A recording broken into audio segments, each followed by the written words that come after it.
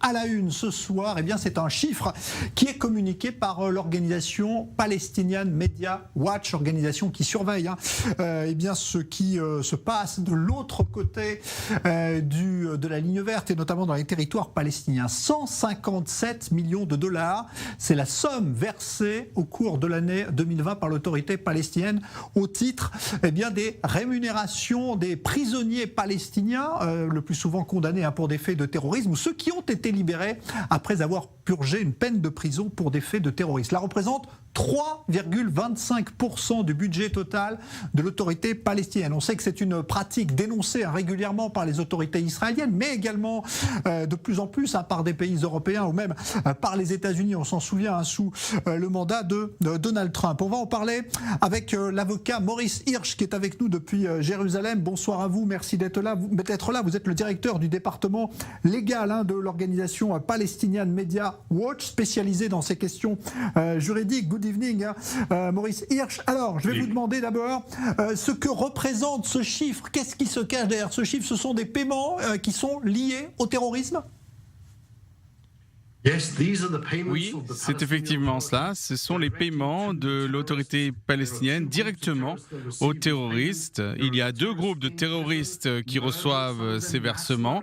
Il y a ceux qui sont en prison, des meurtriers, parfois des meurtriers en masse qui reçoivent ces fonds, et aussi les prisonniers libérés qui sont payés uniquement parce qu'ils sont des terroristes.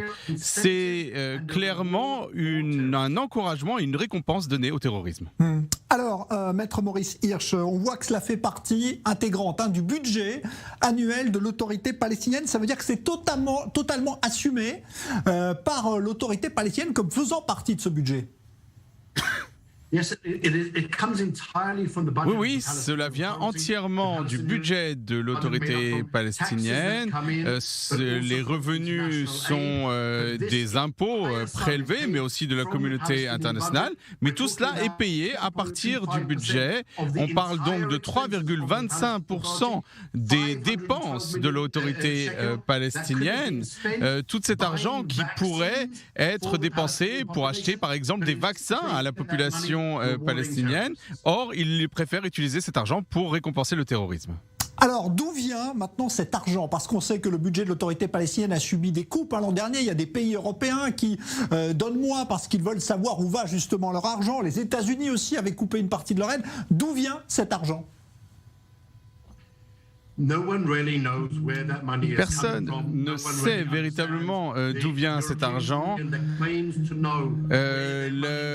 L'Union européenne ne fait pas attention, ne sait pas du tout vers où l'argent qu'il contribue. Il y a une liste de personnes autorisées, mais seules certaines personnes privilégiées ont accès à cette liste.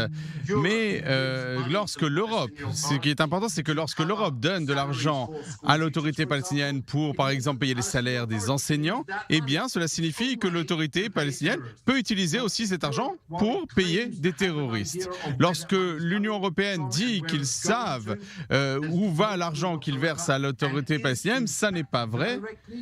Et en réalité, ces fonds financent directement ou indirectement le salaire des terroristes et incluent aussi des assassins. Alors, dernière question, Maître Maurice Hirsch. On sait qu'Israël veut stopper cette pratique, mais est-ce qu'Israël a vraiment les moyens de faire pression sur l'autorité palestinienne pour arrêter cela? Israël, effectivement, exerce une forte pression sur l'autorité palestinienne. Il y a deux lois qui ont été adoptées par Israël au cours des 2 dernières années pour punir l'autorité palestinienne suite à ces paiements, pour déduire les paiements des revenus fiscaux qu'ils reçoivent d'Israël. C'est une sanction assez importante. Et la deuxième loi est une loi antiterroriste qui empêche les banques palestiniennes palestinienne de participer au versement des salaires, mais Israël tout seul ne peut pas mettre fin à cette politique. C'est quelque chose qui est essentiel dans la politique de l'autorité palestinienne et il faut que cela se sache en Europe. Les citoyens européens ne devraient pas financer le terrorisme. Ils ne devraient pas financer des salaires de personnes qui travaillent pour des organisations qui ont été désignées par l'Union européenne comme des organisations terroristes. Et on ne peut pas excuser cela.